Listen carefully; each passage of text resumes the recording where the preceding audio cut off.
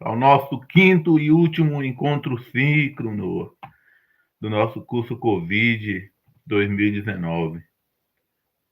Parece que foi ontem, né, pessoal? Mas já estamos aí há 5 semanas trabalhando com vocês, certo?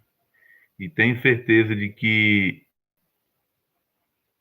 só veio a enriquecer este curso. E estamos aí na reta final, como que estão as tarefas. Deixa eu só ir fazendo uns ajustes aqui. Quero falar para vocês que foi muito bom ter esse período com vocês aqui de aprendizagem. E quer dizer que já está disponível a lista de presença, tá? Tá no chat, vocês podem assinarem e me reportarem, por favor. Então, nosso curso finaliza na quarta-feira, tá, pessoal? Quem ainda não teve tempo de fazer essa tarefa, corre lá, faz.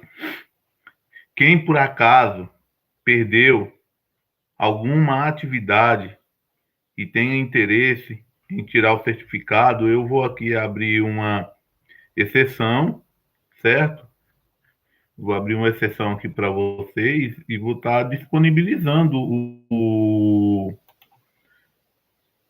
dando mais um tempinho para você participar, fazer parte lá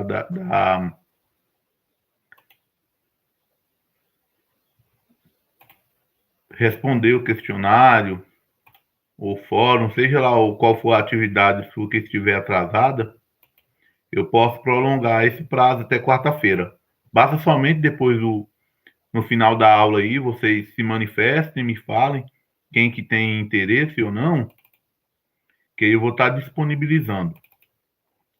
Esse nosso módulo hoje, pessoal, ele vai ser mas na verdade, um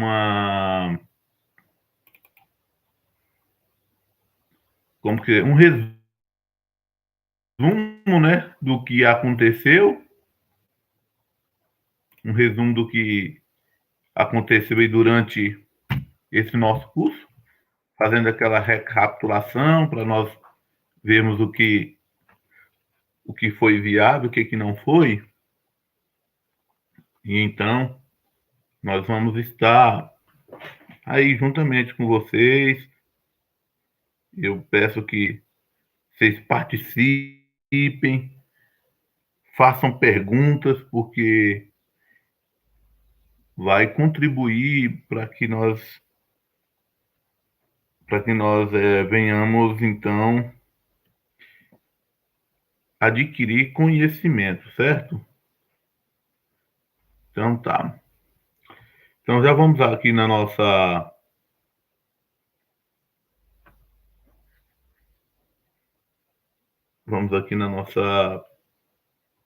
pauta.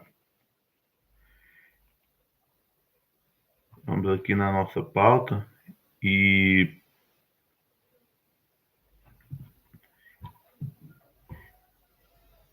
deixa eu ver aqui.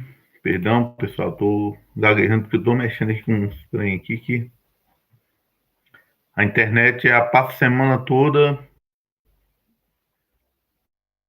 numa boa. Quando chega no dia de aula, essa correria aí que vocês veem, parece que nada dá certo, mas tudo bem. Como diz aquela canção, vai dar tudo certo. Estamos aí esperando mais os colegas chegarem. Eu sempre gosto de dar 5 minutos de tolerância, né, para que todos venham participar e então, para não ter aquela dificuldade, para não ter que ficar voltando no curso, voltando. E outrora, às vezes, nós perdemos um pouco o fio da meada justamente por isso. que às vezes temos que ficar voltando, que até você reformular o raciocínio de onde você estava, correto? Mas, e aí, estão gostando do curso? Como que está a dinâmica para vocês? O que que contribuiu para o conhecimento de vocês? O que que vocês puderam observar? Era tá dentro do previsível? Era aquilo que vocês almejavam? Ou teve alguma coisa assim que te surpreendeu, que te despertou interesse? Quem sabe aí durante esse curso aí nós não conseguimos despertar o interesse em em se tornar um cientista, um pesquisador na área, certo? Aqui no Brasil, infelizmente, pessoal, nós não temos um incentivo, não temos um incentivo assim, não, não temos um incentivo, né, para desenvolvermos essas atividades de pesquisa, ciência e tecnologia.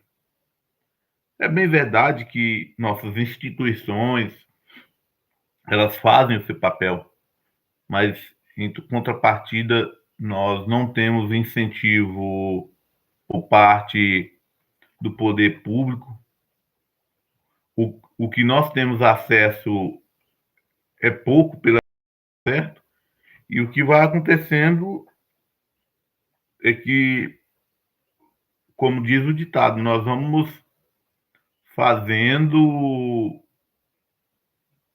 fazendo limonada com os limões que são nos concedidos. E querendo ou não, ainda estamos aí avançando. Temos avançados aí em várias áreas, justamente pela determinação, talvez também pela resiliência, né? Essa resiliência que nós brasileiros já temos, então conseguimos contornar essas situações e desenvolver técnicas e até mesmo cria mecanismos ou meios, métodos que venham solucionar problemas. Hoje nós vamos estar falando aqui, como eu falei, vamos estar recapitulando mais sobre o curso, né? E dar aquele fechamento com chave de ouro. Eu tenho uma reportagem aqui que ela vai nos falar sobre as três fases da doença. Ela acaba. Só um momento.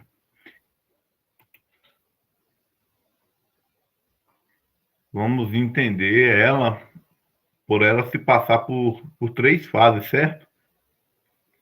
Vamos falar um pouco sobre as fases de infecção do coronavírus. Tá? O que acontece depois que o vírus, você entra em contato com o vírus, depois que o vírus infecta a pessoa?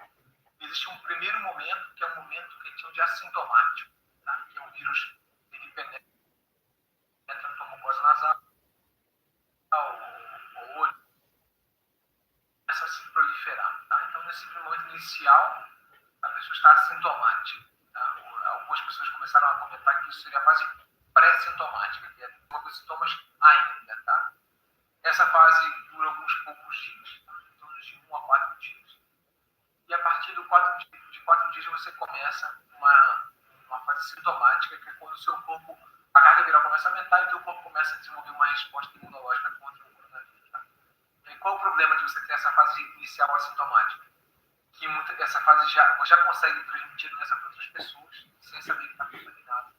Então, isso é um dos motivos que explica a grande propagação do coronavírus, né? As pessoas ficam assintomáticas transmitindo sem saber que estão transmitindo. E que também nos demonstra que o isolamento social é uma coisa, o distanciamento social é algo extremamente importante, porque nessa fase de assintomática você não está em contato com outras pessoas. Tá?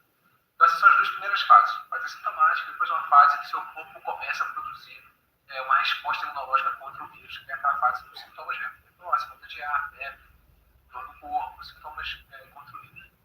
Algumas pessoas depois disso entram em convalescença e ficam curadas, tá? Uma fração das pessoas, as pessoas que desenvolvem formas graves da doença, elas desenvolvem uma fase que a gente chama de fase de tempestade de citoquinas, né? Em inglês é cytokine storm, né? Que é uma resposta imunológica muito exacerbada que faz com que o corpo fique muito inflamado. Tá? E essa inflamação que é produzida em resposta ao coronavírus que causa as manifestações complicadas da doença, que são falta de ar, inflamação do rim. Tá? Então, é mais mal comparando com uma doença como a sepse, né? Que é um quadro de infecção generalizada. Onde o corpo fica tão inflamado que começa a fazer, fica mais em direção à trombose, pode ter pequenos trombos que vão para o pulmão, e a pessoa tem mais dificuldade para respirar. Você faz infiltrados inflamatórios no pulmão, que na tomografia a gente descreve como vidro fosco, vidro descolhido. Muitas dessas pessoas entram em insuficiência respiratória e precisam de respiração mecânica, por vezes diálise, por conta dessa lesão, baixa de pressão e AVC. A gente sabe os grupos, né? Sabe que pessoas mais idosas podem evoluir mais com maior uma fração das pessoas idosas podem evoluir dessa maneira do que pessoas jovens, mas pode ter pessoas jovens que evoluem assim e eles não sabem predizer quem é quem, tá? Não sabem prognosticar ainda do começo. Tá? Mas são as 3 fases teóricas que a gente pode ter do coronavírus. O tratamento, as 3 fases, é o tratamento dos sintomas. A gente vai fazer tratamento de suporte, como fisioterapia, hidratação, analgesia, para que o corpo resolva aquela infecção. Tá? Às vezes a gente, quando está em UTI, lança a mão de anticoagulantes, quando a gente observa esses fenômenos trombóticos que podem estar ocorrendo, tá? E eventualmente corticoides, né? A gente não muito fala de dexametasona, mas isso é um tratamento já habitual de UTI para quem tem inflamações super exacerbadas relacionadas a nova, né? Usar corticoide em infecção grave para fazer suporte de UTI. Lembrando que a gente já comentou até em outro vídeo que não existe nenhum tratamento que pode ser feito para reduzir ou para impedir a doença de ficar dessa magnitude, tá? Embora muita gente divulgue isso com um certo paixão ou um certo mesmo, né? Mas o fato é que não existe nenhum dado científico que nos mostre que tratamento com nenhum medicamento precoce, tardio, em um momento, modifica o curso natural da doença, tá?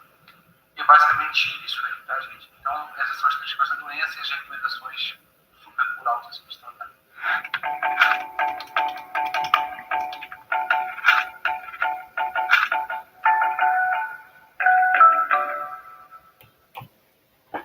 Então tá aí, né, pessoal?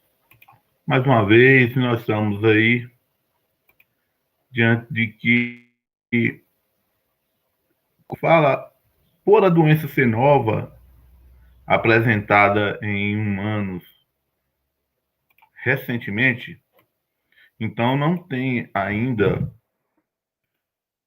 um tratamento específico correto. Ainda está em investigação. Então nós temos que tomar muito cuidado quando assumimos algumas responsabilidades ou irresponsabilidade, né, de afirmar algo convicto de alguma coisa. Então, a recomendação é que nós façamos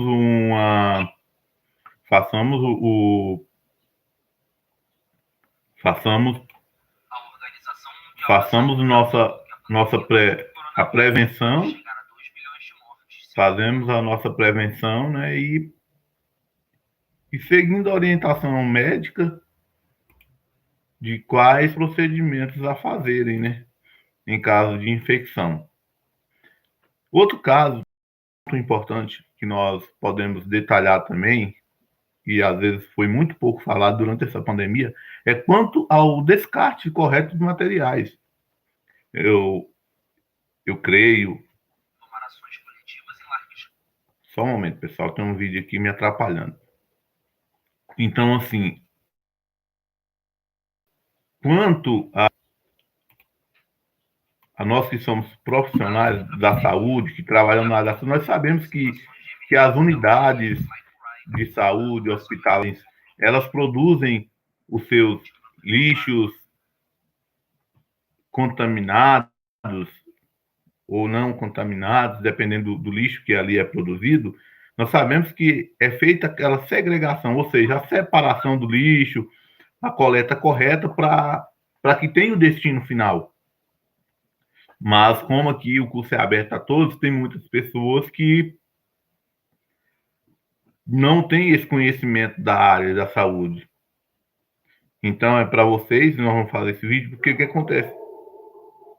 O lixo, ele tem a sua distinção na área hospitalar. Ela tem separação, ela é separada. E tem também uma coleta especializada. Porém, para a Covid, nós não vimos nenhuma preparação para isso. Não houve assim nós não, pelo menos não vimos nos veículos de transmissão, né, os veículos, nossos veículos de televisão ou rádio, informar, né? Vamos lá, vamos ver essa reportagem que foi feita lá em Marília, São Paulo. Pandemia do coronavírus, todo mundo está se preocupando bem. Diante dessa pandemia do coronavírus, todo mundo está se preocupando bem, né? Em lavar direitinho as mãos, usar o álcool gel. Só que muitos esquecem que para combater o coronavírus é preciso evitar também, talvez principalmente, né, olhar para o próximo, evitar que os outros se contaminem. Pensando nisso, a gente vai falar hoje como é que deve ser descartado o lixo produzido por aquelas pessoas que estão em casa, cumprindo o isolamento, mas com suspeita da doença. Quem vai trazer essas informações para a gente é a repórter Indianara Campos. Indianara, você sabe que eu sempre tive uma dúvida em relação a isso, né? Quem está com suspeita ou até tem confirmação de Covid-19, que está dentro de casa, como que tem que fazer para fazer higienização, descartar o lixo, ou até pessoas que não moram sozinhas e tem outras pessoas da família junto no mesmo ambiente, né? Os cuidados têm que ser redobrados. Bom dia para você. Com certeza, viu, Fernanda? Bom dia para você, bom dia a todos. Normalmente a gente já tem que ter um cuidado aí para descartar o nosso lixo doméstico, para não ferir, inclusive, os profissionais que estão aí na rua, os coletores, para ter esse cuidado. Agora, com relação à saúde, aí esse cuidado tem que ser redobrado, ainda mais nesse período de pandemia de coronavírus. Sobre isso eu vou conversar com o secretário de Meio Ambiente e Limpeza Pública de Marília, Vanderlei Dolce. Vanderlei, bom dia para você primeiramente. Bom dia. Como é que as pessoas devem fazer na hora de descartar esse lixo, justamente para evitar qualquer tipo de contaminação dos profissionais? Na verdade, nós recebemos uma notificação da Vigilância Sanitária que ela trouxe algumas orientações para nós.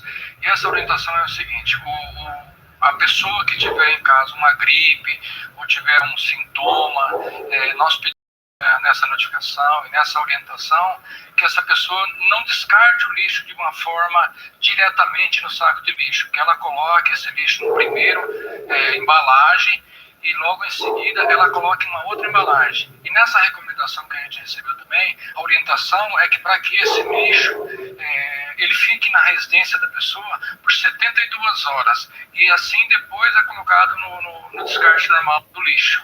Seria interessante também identificar esse lixo para que o coletor saiba que é um lixo diferente, um lixo talvez parecido com hospitalar até mesmo? Realmente, essa é um pedido até aqui da secretaria, dos próprios coletores, para a população em geral, que ela tenha o cuidado de identificar, escrever algumas coisas, onde tiver material cortante, onde tiver material perfurante, ou até mesmo esse material que a gente citou aqui agora, para que o coletor tome o cuidado devido para não se contaminar. E assim como a gente está trazendo essas orientações para o pessoal de casa, os coletores também estão tendo que ter cuidados extras na rua, né? Vocês tiveram uma reunião hoje trazendo novas orientações, que orientações que foram trazidas para esses profissionais que estão aí na rua coletando lixo? Na verdade, Nanara, é o mesmo cuidado que a gente está pedindo para a população, pedindo também para os coletores, né? Que eles trabalhem com um pouco mais de cuidado. Na verdade, o reciclado tem que ser selecionado de uma maneira bem tranquila para não ter a...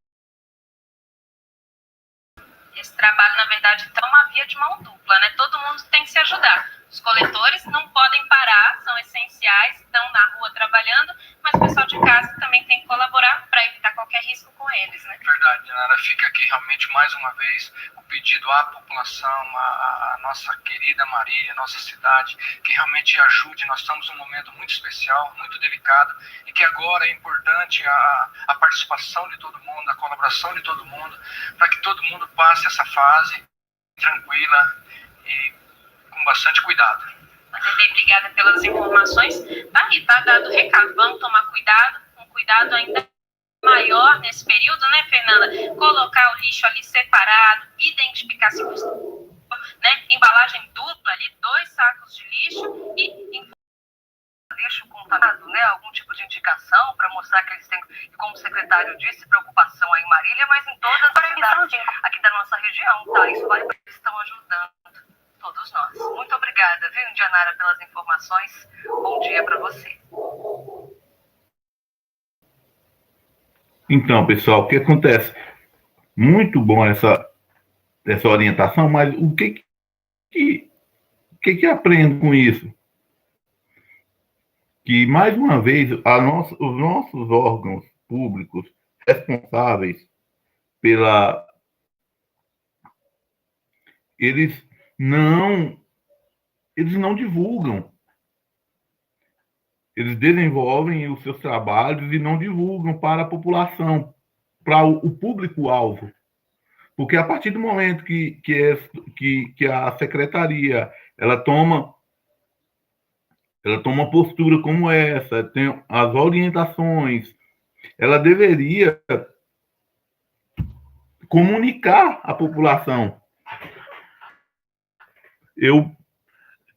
Em Goiânia, logo por volta, eu acho que do mês de maio ou junho, saiu uma reportagem igual a essa, só que de uma iniciativa própria, o cidadão, mostrando o cidadão que tinha contraído a doença e ele pegava no lixo dele, ele colocava em 2 sacos plásticos e ele colocava identificação. Cuidado, esse lixo eu fui contaminado pela Covid-19. E virou-se uma prática disseminada entre a população, que muita gente colocou isso em prática.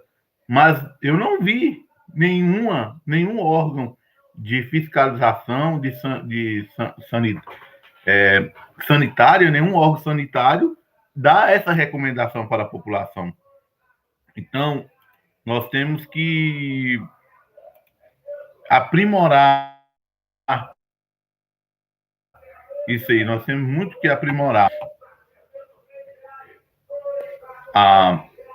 Outra reportagem que eu quero trazer para vocês aqui é sobre a posição da ONU. A ONU está um pouco meio que receosa. Ela está muito preocupada com essa questão da Covid-19. Vamos ver o que ela tem a nos falar. A Organização Mundial da Saúde apontou que a pandemia do novo coronavírus pode chegar a 2 milhões de mortes se o mundo não tomar ações coletivas em larga escala contra a pandemia. De acordo com o diretor de situações de emergência da OMS, Michael Ryan, o número não é somente possível, como infelizmente muito provável. 1 million is a terrible number, and I think we need to reflect on that. Um número terrível. Pense sobre isso antes de considerar o segundo milhão. Há muito que pode ser feito para salvar vidas, tanto em termos de controles de doenças, medidas de salvamento de vidas existentes, quanto as inovações que estão surgindo. A verdadeira questão é se estamos preparados coletivamente para fazer o que for preciso para evitar esse número. Nesta sexta-feira, a contagem da agência France Press registrava pelo menos 984.068 mortes de Covid-19 em todo o mundo. Até esta sexta, 32.298.410 contaminações confirmadas, mas há subnotificação de casos.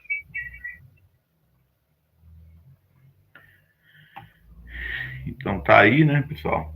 A gente estamos... Fala, nação rubro-negra, nesta sexta-feira aqui no o técnico Rogério Ceni comandou um trabalho tático. Espera aí, pessoal, já tá entrando o jogo deste um vídeo errado aí.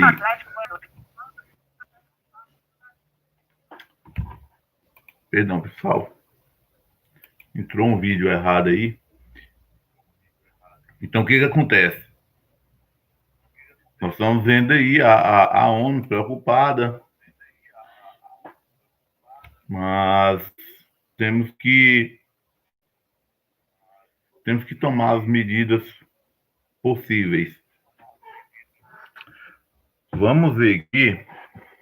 Um outro ponto que eu quero discutir com vocês é o seguinte: a questão da tal segunda onda. Já está surgindo a segunda onda na Europa e talvez pode chegar aqui no ainda a nossa primeira onda, certo? E está correndo risco de termos a segunda onda. Precisa para poder identificar. Vamos ver aqui. Fechamento de escolas e bares. Partidas de futebol sem torcedores. Todas essas parecem ser restrições que já conhecemos por aqui. Mas e se eu te contasse que essa é a nova realidade lá da Europa? Depois de 2 meses de relaxamento do isolamento social,